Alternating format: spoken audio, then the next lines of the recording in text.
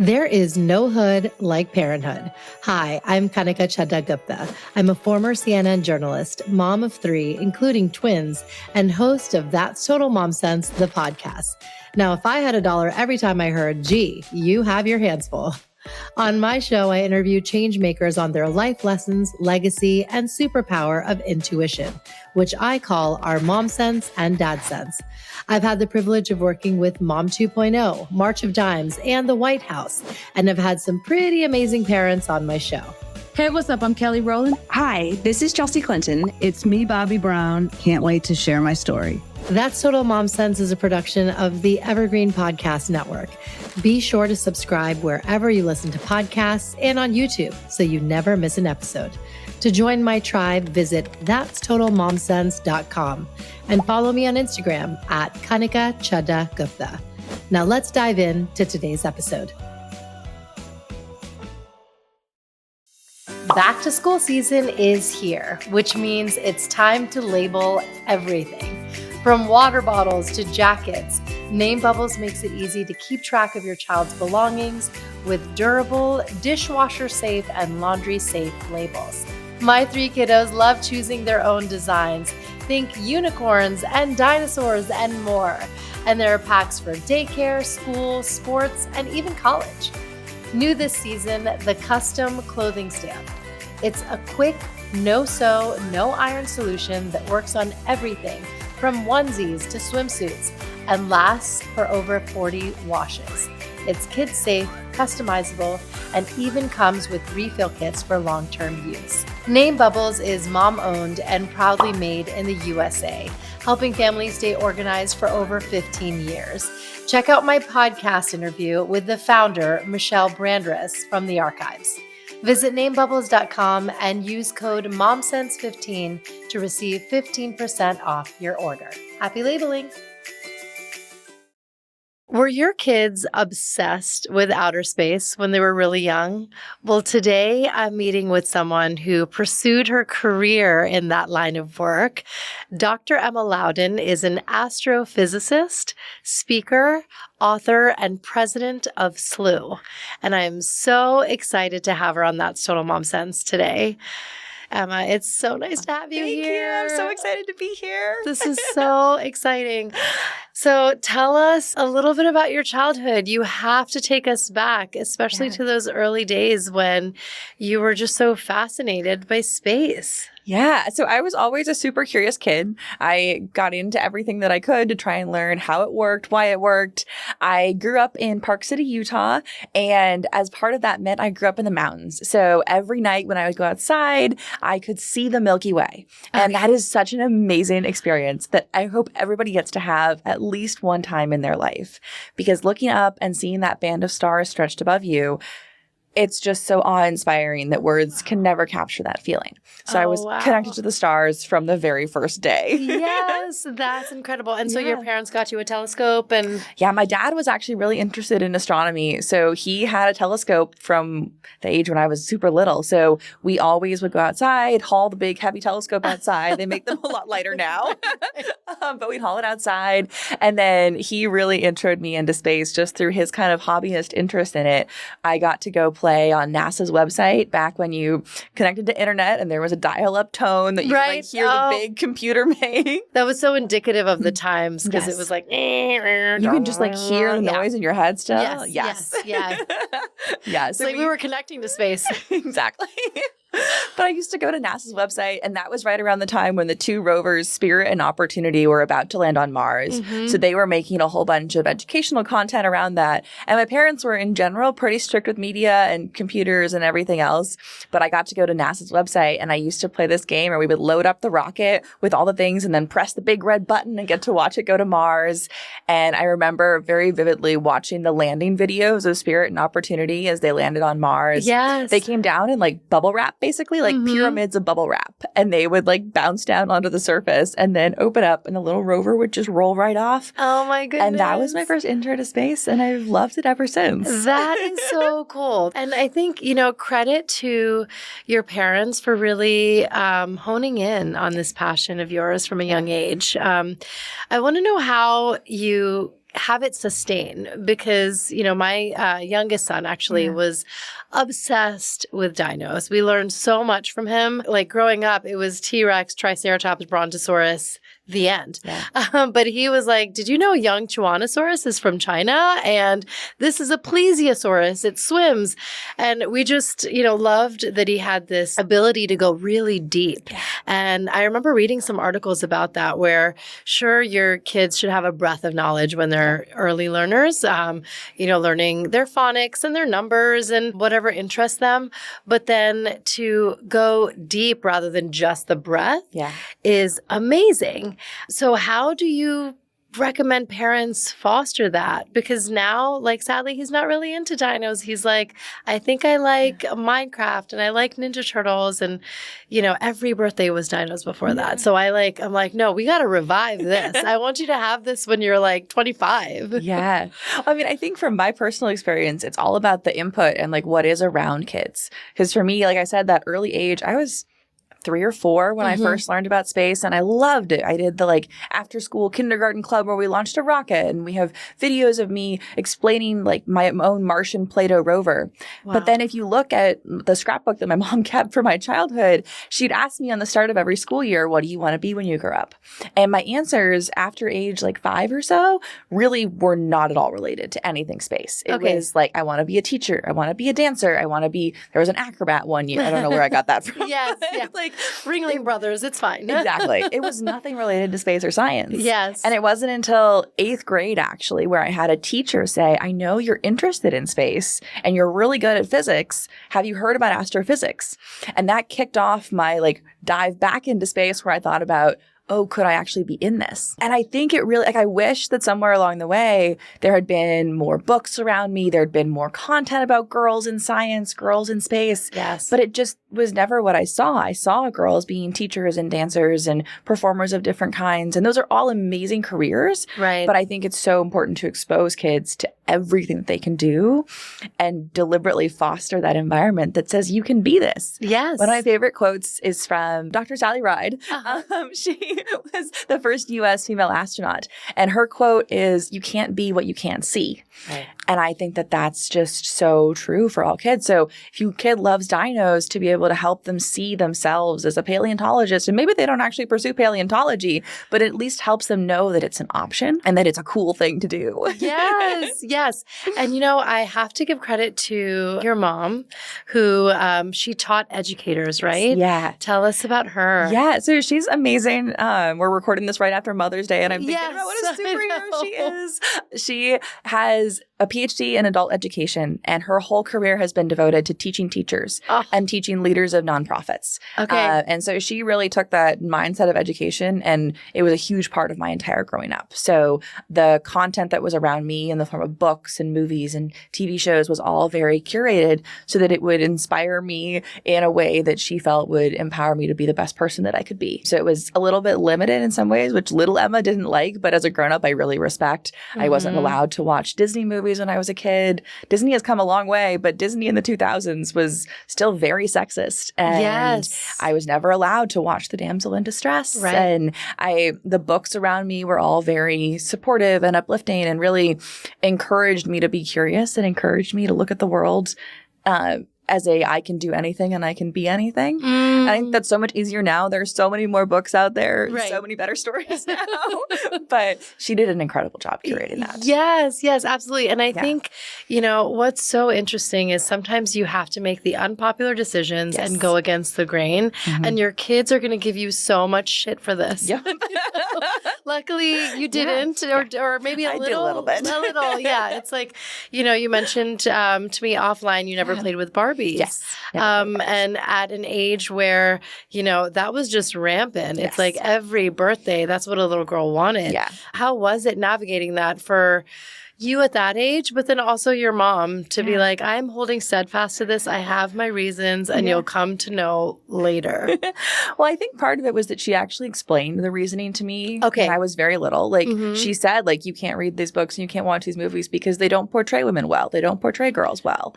And I didn't really understand what that meant at the time, Uh-huh. but I did have the rationale because she always talks about how when I was a kid, I would always ask why. Right. And she would which is a try great and thing. Yes. explain the why.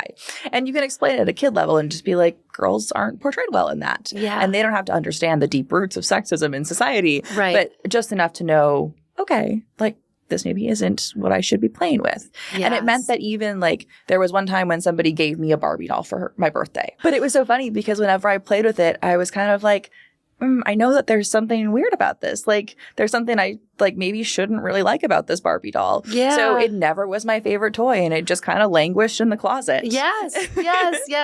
I mean, you told me about how there was one where you pressed a button and what did it say? Oh, there used to be a Barbie where when you pressed a button on it, it would say math is hard. Oh. And just like the message that gives to girls, no wonder my mom didn't want me to play with it. Yeah. And it's changed. We've come Yes. a long way. Yes. And so it's not like, that narrative persists. But at the time, you had to be very discerning to be like, is this what I want to teach my kids? And, nip it in the bud if you can. Yeah. And I got to give Mattel credit now because they do a lot. Like all their work with the Dream Gap and trying to help girls see themselves in every role. They've done so much cool research showing exactly what happens. Like by age 5, girls stop seeing themselves as scientists or engineers or CEOs. And by age 7, they're more likely to believe that boys are smarter than girls. And they're 3 times less likely to receive science-inspired gifts. Oh, and my goodness. All of that is like research that Mattel has done through their Dream Gap campaign. So I got to give them credit. Yes, they've turned that's around, incredible. they've stepped up, and they're showing now that we have to show girls what they can be. Right. And we can do that with dolls. We can do that with stories. We can do that with media. Yes. There's so much influence and impact there. And so then how did you decide to just really like go full speed ahead, lightning speed, if you will, down this career path and then pursue it at Princeton and Yale? Yeah. So starting with that 8th grade science teacher, she really catalyzed this whole adventure for me. I started by reading all the books that I could get my hands on that were related to science. I've always been a bookworm, still am a bookworm. And the easiest access into anything in my mind is always books. Because libraries, bookstores, you can get access to so many worlds. Right. And for me, it was the world of science and astrophysics. So I read every pop culture book that I could. I watched all the old Bill Nye. I watched Cosmos. I just absorbed everything that I could. I dragged my parents to the planetarium. We became proud members of the Clark Planetarium in Salt Lake. In high school, my mom drove my friend and I up to like middle of desert Utah in the north to go watch a rocket booster test. Okay. That was for the Space Launch System. And I remember standing there and feeling the rumble of the ground underneath you as they test this booster. It was just the most awe-inspiring feeling. And all of that really launched me on the journey. The other catalyst event in high school was I attended a program called the Summer Science Program, which I joke is like the world's most generic name. But it's this amazing program that started in 1959 after Sputnik launched. Okay. And the goal was to try and get more STEM students in the U.S. And they started this summer program where people would go to a camp in California and spend a couple of weeks tracking the orbit of an asteroid and learning the math and the physics and the coding necessary to be able to determine the orbit and submit those orbital elements to the Minor Planet Center at Harvard. In its current form, there's now a bunch of campuses. They do astrophysics, they do genomics, they do biophysics, and they're blooming and growing in really cool ways. But the one I did was astrophysics in New Mexico.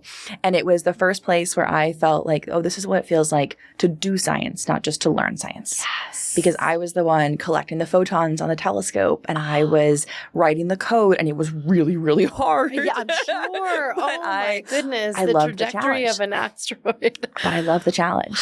And it was the first place where they had these college admissions people come and talk to us. And they were saying, oh, you should apply to Harvard. You should apply to Princeton. You should apply to MIT. And I'd never really heard somebody say that before. Like the Ivy League was just like this distant concept for me. It wasn't for me. It wasn't something I could do. And I started to look into it. And that was what launched me on the path to Princeton for my undergrad and then Yale for grad school. Oh, but it's all about those people who say, you can do this. Yes. You can reach for the stars. Yes, exactly. So how did you decide what your course of study was going to be like at these institutions? So Princeton I chose deliberately because they have an astrophysics department. Okay. And it's separate than the physics department, separate than math. And it was just astrophysics. And it's a really storied astrophysics department. It's been around since the early 1900s. And it was so fun to walk the hallways because I would be like, oh my gosh, I'm walking the same carpet that the person who discovered like the radius of a black hole used to like walk on these carpets.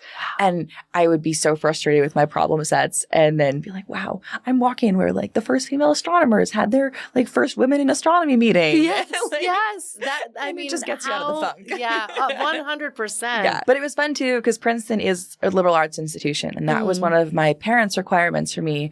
Was really the only requirement is that my mom really wanted me to have a liberal arts education, even if I pursued science. And that was really important to her. And I'm so glad because I love that I got to study political theory alongside astrophysics. Yes. And I got to do, like I spent a summer in Cuba studying urban anthropology in Spanish, which is so different. But all of those experiences really broadened my perspective for why science matters and how we can apply it in different areas and why being interdisciplinary is so important to being a contributing member of society. Yes, 100%. Yeah. Tell us about your thesis at Yale. So I study exoplanets, which are planets that are outside of our solar system. We have our 8 beloved planets here in our solar system, but we know about 7,000 that are outside of the solar system.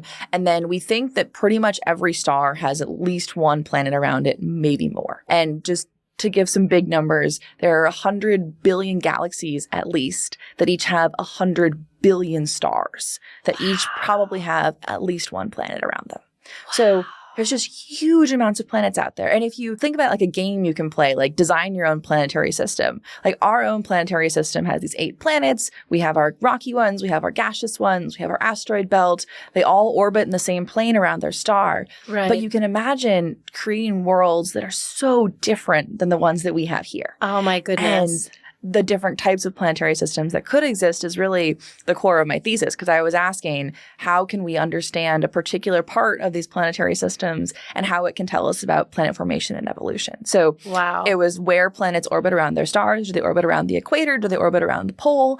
And what can that tell us about which theories of planet formation and evolution do or do not apply over time? Yes. Yeah. Oh, that's so fascinating. Yeah. And I mean, just to think like how vast our Milky Way is. And then there's, you said hundreds of billions of galaxies just like that out there in the ether. Yeah. Oh my goodness. What's your take on just extraterrestrial life forms? Well, my take is I hope we're not alone. Yes.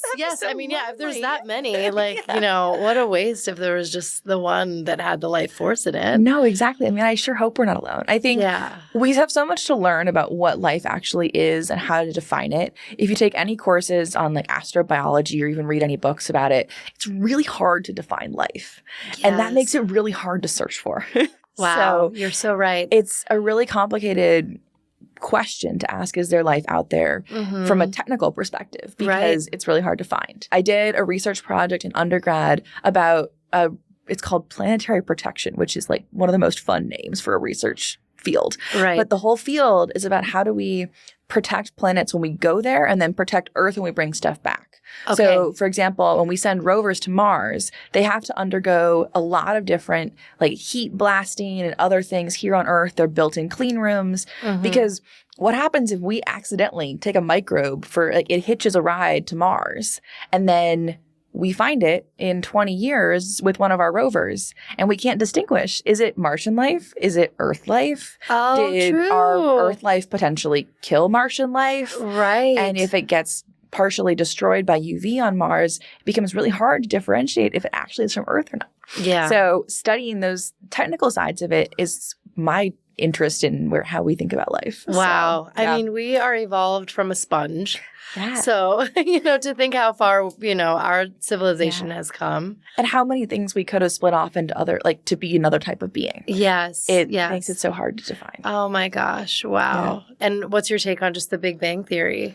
I mean, I think it's such cool science. If you like high school Emma at the summer science program, we got to learn from somebody who was had helped come up with part of the theory for it. And it is so cool. Yes. Like the physics behind it. Oh my gosh. How it all relates and the math behind it too. It's elegant. Like the equations that describe it in terms of like the number of terms in the equation, very simple. And to me, that's the beauty of it, is it's like these mathematical descriptions of these incredibly complex moments in time that can be described so elegantly that you can learn it as a high schooler. Right. That's amazing. Yeah, it really is. Yeah.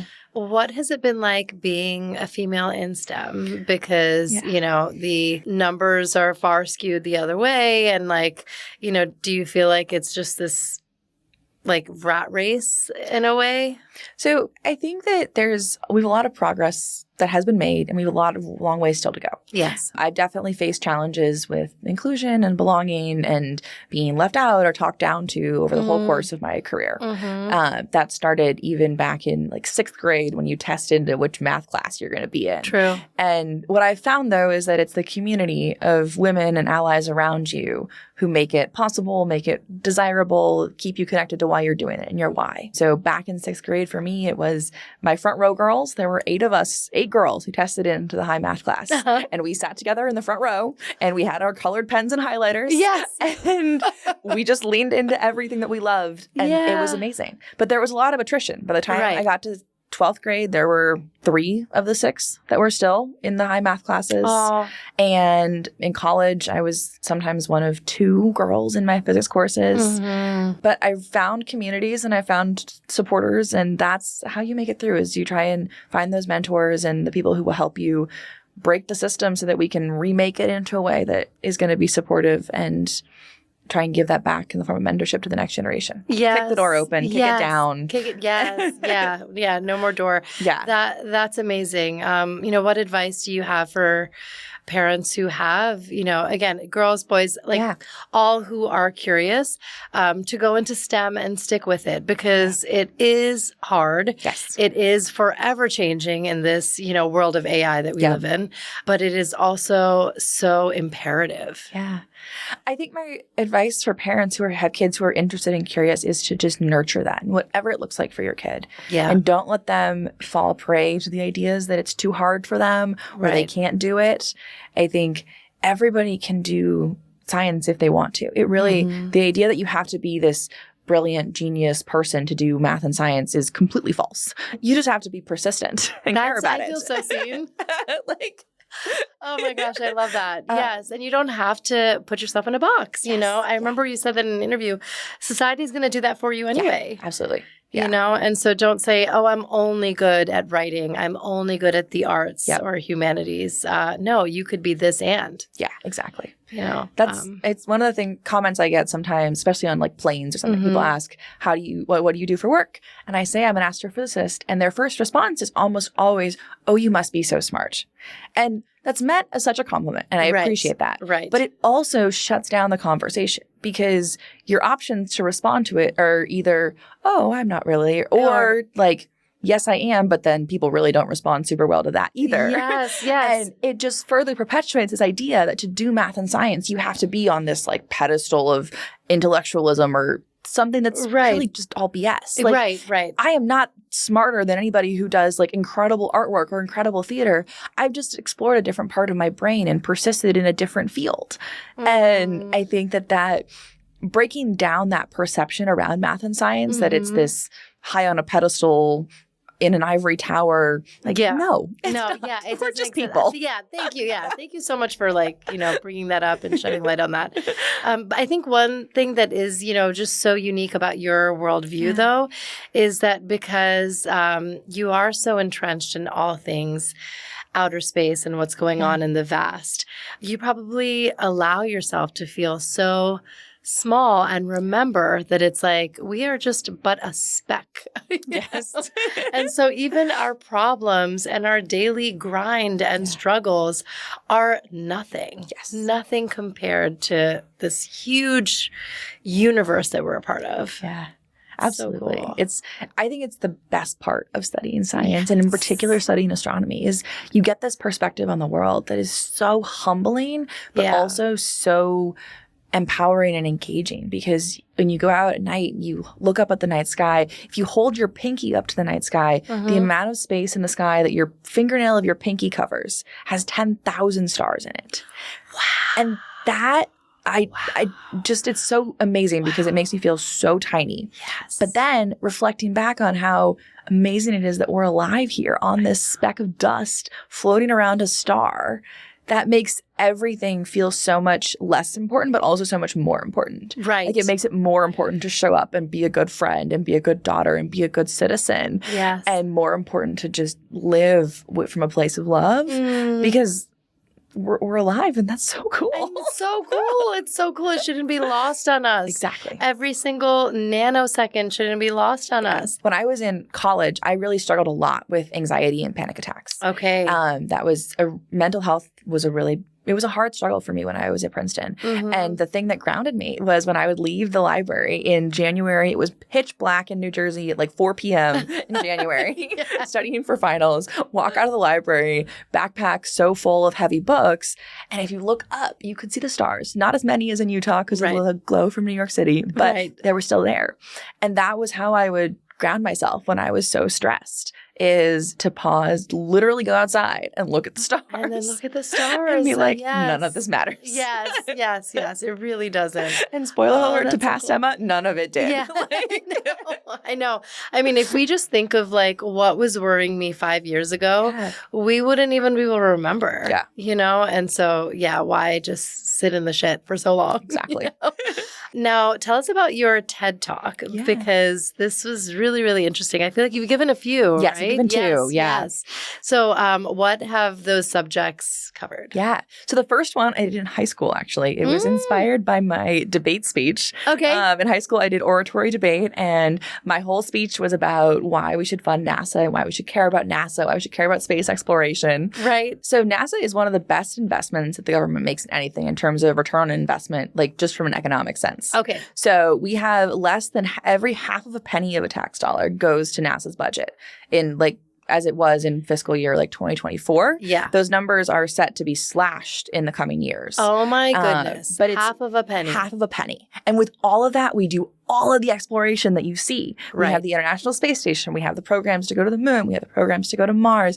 We have all the astrophysics work, the telescopes like Hubble and the James Webb Space Telescope. Yes. All of that comes from this like tiny fraction of Oh a budget. my gosh. In addition to, you explained even water filtration, LASIK, like a laser eye surgery, all of that technology is the same coming from NASA, right? Exactly. So one of my favorite documents that NASA produces every year is called the NASA Spinoff document. Okay. And they track how the technologies that are developed for NASA play out into other parts of our daily life. So you could go around this room and point to a whole bunch of different things that were all connected to space.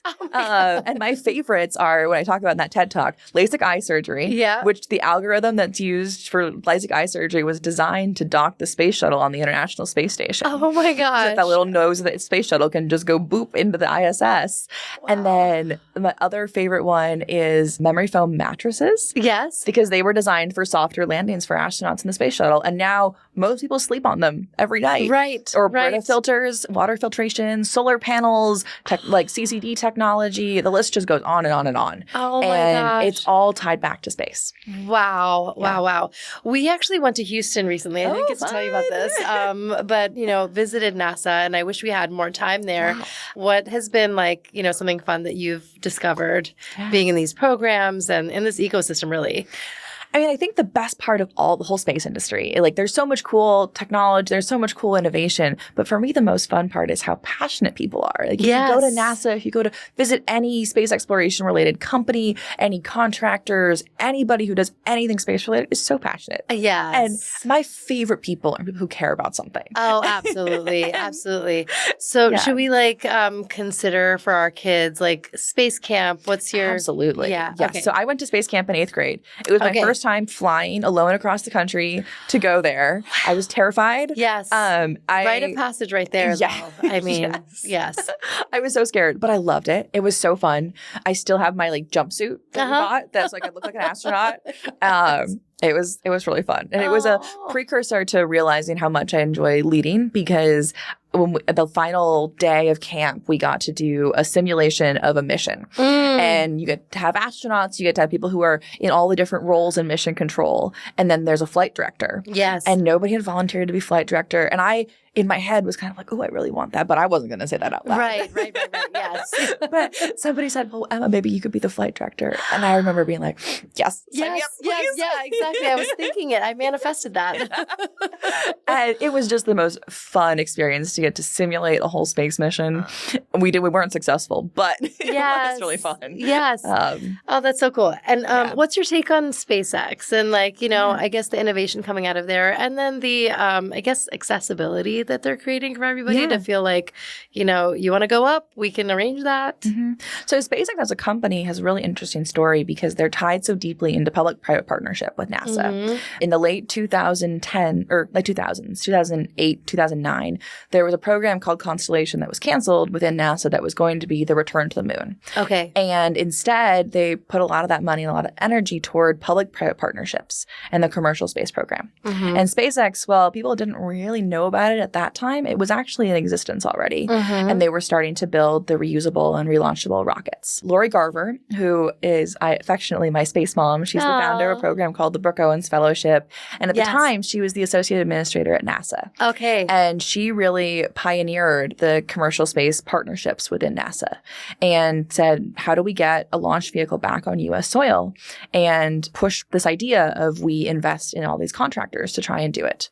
Right. So it's not just the legacy aerospace defense contractors that have built stuff for NASA for a long time, but invest in this new space ecosystem. Okay. So that was SpaceX, that's Virgin Galactic, that's the United Launch Alliance, that's Boeing's mission and to do their own launch program. Mm-hmm. So that really started this whole amazing last 15 years of space industry innovation that we've seen. Yeah. And now the fact that you can reuse a booster, you can relaunch all these, even one of my friends works on drone ships at SpaceX. It's incredible all that you can do with this. Right. They're certainly not the only ones too. There are so many other companies that are doing incredible work. Mm-hmm. And I'm excited to see what this industry grows into. I think we're on a good trajectory. Yes. It's really, really cool. I go back to thinking of, a project that I did in fifth grade. Yeah. It was on a book that we read called The Green Book. Mm-hmm. And I remember feeling like, oh, wow, this is so cool. It's about a family who has to move to Mars. Mm-hmm. And slowly they were kind of just cycling through everyone on Earth and say, because Earth was going to blow up. So we all had to migrate to Mars. And so this young girl decides to make a time capsule. And so we all had to do that. And I remember in my team project, I put together a newspaper of what the first newspaper on Mars would look like. And it was replete with headlines and op-eds and even a classifieds for who's the best rover operator we're looking for, call this number. And it was really fun. But I can't believe that now, decades later, it's actually very close and palpable. We can go to Mars. It's crazy. It's coming. Yeah. I mean, Mars is still trying to kill us, to be clear. It's a really tough place to live. Yeah. Yeah. We have a long way to go before we're going to be able to sustain life there for a long time. Right. So we have a long way to go, but I'm so excited about that because I think it gets people thinking about what are all these other jobs. In your classifieds, it's so fun. When I go into classrooms and talk to students, I always say, we don't just need astronauts and scientists and engineers in space. We need people who can run businesses. We need people who are lawyers. They're space lawyers. That is a job. Ooh. And that is such a cool job. Yes. That is always amazing. throw out that maybe we need one or two space princesses too. Everybody can be on those classified lists. Yeah, absolutely. I mean, now, we really can make up new career paths, it's really amazing how the world is our oyster. Yeah. Tell us about your children's book. Yeah. Because this is just so wonderful. I love that you worked towards that, had this goal and made it happen. So start from when it was just a seed in your head. Yeah. So the seed in my head started actually at the start of graduate school. I love passion planners. I've been using them for 6 years now. Okay. It's a physical planner. It's a physical planner. I'm a very much paper planner girl. Okay. And what's amazing about the Passion Planner, it's an incredible company in general. Mm-hmm. But what I love about it is at the start of it, they have this thing, it's an exercise to do called your Passion Planner Roadmap. And you lay out what are your goals for the next 3 months, 3 years, and 5 years in your lifetime. And so I did that on my birthday during my first year of graduate school and laid out what are my goals for graduate school, basically. Okay. I have never been able to recreate the feeling of just letting those goals flow out of you with no stoppers in your head of like, oh, maybe you shouldn't want that, or maybe you shouldn't try that, or that's too hard. Yes. Whatever happened that birthday, it was awesome because the list I wrote was so fun. Okay, yeah, and you achieved it all? We're working on it. There are some lifetime ones there that we're still going towards, but I was able to get to a lot of them. But one of them was writing a children's book. Okay. And so last year I was sitting down and was like, okay, I have 1 year left of graduate school. What do I want to do? What do I need to do from this list still? And I saw the one that was become a children's book author. And I was like, I have this idea. I've been sitting on it for a very long time. This is my just like kick in the butt to do it. I have a year left of graduate school. Can I write a book in a year? And it turned out that writing a book was actually really quick. Especially children's books. They're less than 1,000 words. Right. So it was like 3 months. Nothing compared to your dissertation. It's like hundreds of pages. Such a fun creative outlet in the midst of writing that. Yes, yes. But I did the writing the story. I partnered with my amazing co-author, Dr. Tanya Harrison, who is she called herself a professional Martian. She used to drive the rovers herself and has an incredible career in space of her own right. And so she helped me write the little science pop-outs, which if you ever read like Magic School Bus books that have the science pop-outs, they're inspired by that. Okay. So the story is about a little girl named Mia who goes to Mars, and she meets all the rovers.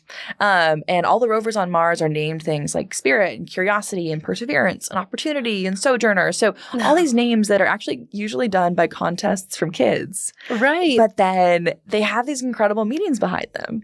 And not only that, but the world has fallen in love with these rovers. Yes. So like Spirit and Opportunity was fondly known as Oppie. Okay. And when Oppie's solar panels got covered with dust, NASA had her own little Twitter account. And she sent this last tweet that was like, my batteries are low. It's getting dark. And people recorded videos of themselves crying as this rover died. Yeah. And it is a hunk of metal on Mars where the batteries are turning off. Like it's really not. Right. Yes. Personified, but it's so cool. But the personification of it is so fun. So that's what I wanted to bring into the book. So the book has all these personified rovers who are hopping around Mars with Mia and helping her solve this problem where she lost her rocket. And so they help her along the way. And they teach her how to get around Mars, and they teach her science facts about Mars. But along the way, they also teach her all of these emotional stories. Yes. And they teach her that to get through hard problems, you have to keep your spirits up and you have to persevere. And you have to have curiosity. Yes, yes, that's amazing. Could you show us the book? Yeah, so this is the book. That's Mia. That is Nebula, her little adventurous cat, inspired by my cat Nebula. The images in it were done by Wouter Postman, who is an incredible illustrator, and they're just so fun because they capture all this energy. Yes. Oh my gosh. I love it. And you can just see Mia interacting with the rovers, and the rovers are accurate too. So while they have smiles and faces, they're also accurate enough that you can look at a picture of these and then look at the real ones and say, oh, I know which one that is. Oh, wow. Which is part of the goal too. So That's kids can experiment between. So, yes. Oh my gosh. I can't wait to read this to my kids. That's amazing. Thank you. And I want them to identify which rover matches which page. Like that's so and there's a fun design your own rover exercise at the end. So kids can say, okay, what instruments would I want on my rover? What would I want it to be able to do? What would I name it? And I've been loving seeing the submissions people tag me in online of their kids and the rovers that they drew. There have been such creative ones out there. So anybody who has your kid do that, I would love to see what comes out of it. Yes, that's brilliant. That's brilliant. I want to segue into a book that you grew up with that your mom introduced to you. Yeah. Because as you mentioned, books can really have this indelible impact on our kids and their psyche. So share that book too. So it's called Dancing in the Wings. And it's a book about this girl who loves to dance, wants to be a dancer, wants to do professional ballet, which I loved to dance when I was little. But the funny thing is I took a dance class and I hated being told how to dance. Okay. So it lasted for like a semester of dance class. And that was it. Yes. Which that's so is fun. Representative of my life. I didn't like being told what to do. But this particular book was really fun because Sassy is the main character. Her name is Sassy. She's super tall and she's got really big feet, which was very much hallmarks of my childhood. I was also almost a head taller than most people and very quickly outgrew my mother's shoe size and Right. Yeah. Oh, how tall are you? I'm 5'9". Oh, wow. So- Yes. Yeah. You definitely have a presence when you walk into a room. This book is such a special one. The other thing that's really fun in it is it's about like, how do you stand out? How do you like lean into your gifts that allow you to stand out? Right. And so for me, the visual in this book that she always uses is she wears this bright yellow leotard when she goes to this dance evaluation. And so that's why I actually wear this yellow blazer. I bought it because I saw it at J. Crew and was like, that's my yellow leotard. That's your yellow leotard. Oh my God, that's beautiful. So when I want to stand out, when I want to own my presence. Yes. And I think those little reminders are so important because they keep us in our power. Absolutely, they do. Yeah. Oh, I love that. I love that. And now tell us about Slooh. Yes. So I'm so excited that after graduation, I'm going to be joining a new education technology startup role for me, new to me. It's been around for a little while. Yes. But new to me, I'll be joining as the president of Slooh. Oh my gosh, congrats. Thank you. I'm so excited. It is a dream come true. Yes. It is. If you imagine it, is like if Duolingo meets Khan Academy, but then you add in real telescopes and satellite data. So kids get to be like the actual scientists doing the work. So that is wild. Okay. It's And so it's fun. all online. It's all technology? online. Yes. So it's imagine you log into a platform. There's curriculum for kindergarten all the way through college. Okay. And then also hobbyist, amateur, anybody who wants to learn about space and then also learn about Earth science. You get to control telescopes around the world. So research grade telescopes, research grade satellite data, but it's in your hands to control and learn about all, like for the curriculum, it's all standard aligned so that schools can adopt it really easily, whether they have access to their own telescopes or satellites. It doesn't matter. It really levels the playing field because you just get this subscription for your classrooms and every student gets to control these telescopes and get real data themselves. And really, like I learned at the summer science program, they get to do science, not just learn about science. Right. And with the satellite data, they get to get real satellite data that researchers use to learn about how our world changes, how you can use satellite data in so many different jobs now. Yeah. So part of my goal as the president, as I step into this role, is going to be expanding the Earth science curriculum, bringing in more satellite data, connecting Earth science and astronomy together, and then getting this in the front of as many kids as possible. Because I want every kid to have the experience of saying, that's a galaxy that I took a picture of. I collected those photons. That's amazing. That is amazing. And so where can we find Slooh? How can we tinker with it? How can we get schools involved? Yeah. So Slooh you can find at just slooh.com. Anybody can sign up for membership. So like I said, schools can sign up for subscriptions and we have a whole education team that helps curate that. Okay. And we have support to help teachers who maybe don't have background in astronomy or earth science. But it's really a turnkey solution to just have schools who want to say, look at the STEM program that we can build. And it's as simple as having this access to these telescopes and satellites that you don't have to buy because all already part of Slooh. Yes. But there's also cool options for like, if you have a kid who's interested in science, you can just buy a membership for your family. Right. And it's a really cool summer activity, after school activity. They can go on to Slooh. It's a good learning website for them to explore the history of science. They can explore the quests are what they're called, the lessons within it. The quests cover so many different topics and really not just science and engineering. Yes. It also relates to like the history and you can learn about the mythology and different cosmologies that explain like how we've interpreted the night sky over time as humans. Oh my and goodness. Your kids can explore and they can task the telescopes to take images. And so you can wake up the next morning and in your inbox, you'll have the photo that they took of whatever galaxy. And it can really inspire a whole love of astrophotography. It can inspire a love of science. It can inspire a love of art. So it's a really fun option to help inspire that curiosity in kids. Oh my gosh, that is so cool. I definitely want to get my kids involved. And I feel like, screen time can have a whole new vibe to it when you're like, if you're on Slooh, stay on for hours. It's totally fun. Yeah. Well, and that's what we're trying to create too, is really a community where it can be like you share instead of social media where you're liking photos or looking at photos of people and there's so much judgment and like all the stuff that goes on with social media and kids. If instead it's a feed of pictures of galaxies and rivers and lakes that they take photos of with the satellites, or it's photos of their favorite crater on the moon, like that is such an amazing thing for kids to get to bond over. Right. And say, oh, I took a photo of that one too. Can we compare what it looked like at different times? Can we like build that community together? Is just so special. Yes. I wanted to do some space jokes with you. Okay. And a rapid fire. Okay. So these are some of my kids' favorites. Let's see if I remember. One is, so what do the planets like to just listen and jam out to in space? I don't know. Neptunes. That's so good. How do you put a baby astronaut to sleep? I don't know. You rock it. These are great. Yeah. I'm going to steal these. Yes, they're so fun. And how do you throw a party in space? You plan it. You plan it. That's it. That's it. So they're just so That's fun. so fun. Okay, let's go into our rapid fire. What is your zodiac sign? I think I'm a Sagittarius. Oh, nice. Okay. Yeah, when's your birthday? November 27th? Yes, maybe. Yeah, we'll have to look that up. Okay. I know it goes into December. Yes, Okay. you're definitely a Sag. Okay. Love that. Favorite constellation? Orion. Absolutely. Okay, Yeah. wow. And then you've seen it, I'm sure. I love many Orion. times. It's so Yes. easy to spot in the night sky because it's the hunter's belt. So it's Okay. 3 stars in a row. Yes. And there's a little cluster you can see right below it. That's a really fun, like, can you spot it? It used to be a vision test for the ancient Greeks, actually, with how many you could see in that cluster. And my parents always used to say that they saw Orion on the way to the hospital while I was being born. So Oh my that's goodness. why it's my favorite constellation. Yes. Oh, that's so meaningful. Do you have, I guess a favorite science discoverer? Like if I were asked, I loved Galileo, but Yeah. if you do you have one like that you're like, oh, I loved reading about this person? So I love the computers at Harvard, like Oh. Annie Jump Cannon and a whole bunch of them.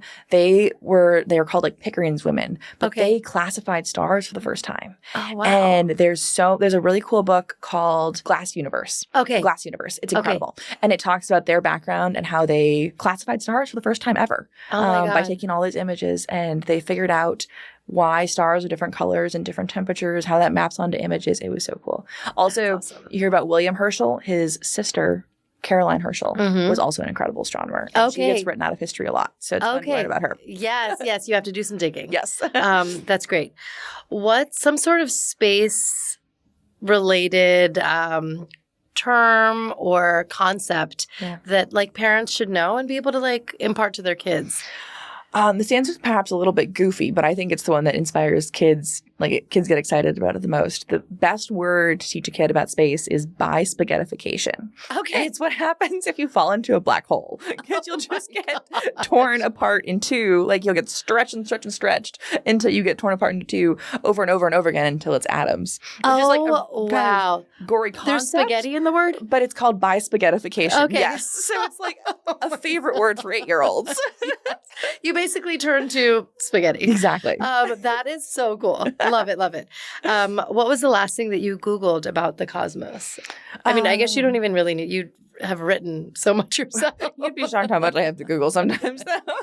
I was writing a lesson plan for a program I'm going to teach later this summer. So I was looking up the names of craters on the moon most recently. Okay. Yeah. Okay. Very cool. And then what's one thing that your, experience learning so much about this field has taught you about humanity, something that parents can take a cue from as we're teaching our kids?